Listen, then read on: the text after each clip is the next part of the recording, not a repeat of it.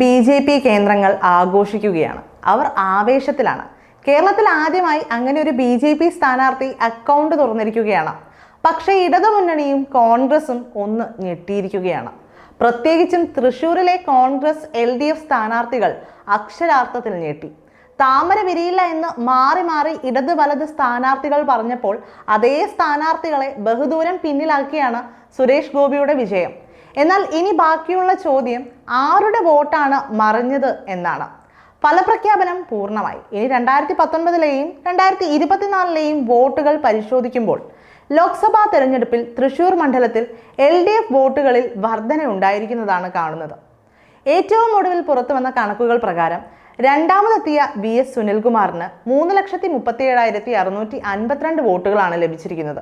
2019 ലോക്സഭാ തെരഞ്ഞെടുപ്പിൽ LDF സ്ഥാനാർത്ഥിയായി മത്സരിച്ച രാജാജി മാത്യു തോമസിന് ലഭിച്ചത് 3,21,456 വോട്ടായിരുന്നു. അതായത് 16,196 കൂടുതൽ വോട്ട് VS സുനിൽകുമാർ നേടിയിട്ടുണ്ട്. 4.92% വർധനയാണ് ഇവിടെ കാണാൻ സാധിക്കുന്നത്. അതേസമയം സംസ്ഥാനത്ത് UDFന് അനുകൂലമായ തരംഗമുണ്ടായിട്ടും തൃശൂരിൽ UDFന്റെ ദയനീയ പരാജയമാണ് കാണാൻ സാധിച്ചത്. മുൻ കോൺഗ്രസ് നേതാവും UDF സ്ഥാനാർത്ഥി K മുരളീധരന്റെ സഹോദരി പത്മജ BJPയിൽ അണിചേർന്നതും വോട്ട് ചോർച്ചയ്ക്ക് കാരണമായോ എന്ന് സംശയിക്കുന്നതിലും തെറ്റില്ല. അതേസമയം താമര വിരിയില്ല എന്ന് ഉറപ്പുള്ള ഇടതുപാളയത്തിന് അല്പം ആശ്വസിക്കാം. കാരണം സുരേഷ് ഗോപിക്ക് അനുകൂലമായി വലിയ തോതിൽ വോട്ടൊഴുക്കുണ്ടായിട്ടും LDFന്റെ വോട്ടുകൾ കുറഞ്ഞില്ല. വരും നാളുകളിൽ ഇത് ചർച്ചയാകാനും സാധ്യതകളേറെയാണ്. അതേസമയം TN പ്രതാപൻ 2019 നേടിയത് 4,15,089 വോട്ടുകളായിരുന്നു. എന്നാൽ K മുരളീധരൻ ഇത്തവണ നേടിയത് 3,28,124 വോട്ടുകളും 86,965 വോട്ടിന്റെ വ്യത്യാസം. തൃശ്ശൂരിലെ പ്രശ്നങ്ങളെക്കുറിച്ച് വോട്ടെണ്ണൽ ദിനത്തിന് മുൻപ് തന്നെ K മുരളീധരൻ പാർട്ടിയിൽ ചർച്ച നടത്തിയിരുന്നതായി ചില റിപ്പോർട്ടുകൾ വന്നിരുന്നു.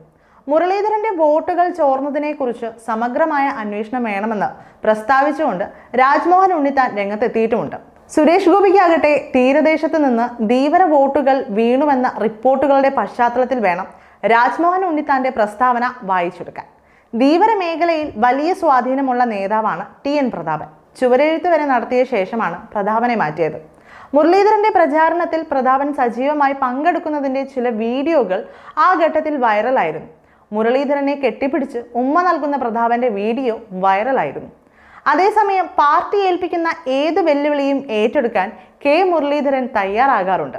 BJPക്കെതിരെ അതിശക്തമായ നിലപാടെടുക്കാറുള്ളയാളാണ് മുരളീധരൻ. അയോധ്യയിലെ രാമക്ഷേത്ര നിർമ്മാണത്തിനെതിരെ ഉറച്ച നിലപാടോടെ രംഗത്തെത്തിയ നേതാവ് കൂടിയാണ് മുരളീധരൻ. അത്തരമൊരു നേതാവിനേറ്റ ഈ പ്രഹരത്തെക്കുറിച്ച് കോൺഗ്രസിന് ചർച്ച ചെയ്യാതെ മാറി നിൽക്കാനാകില്ല.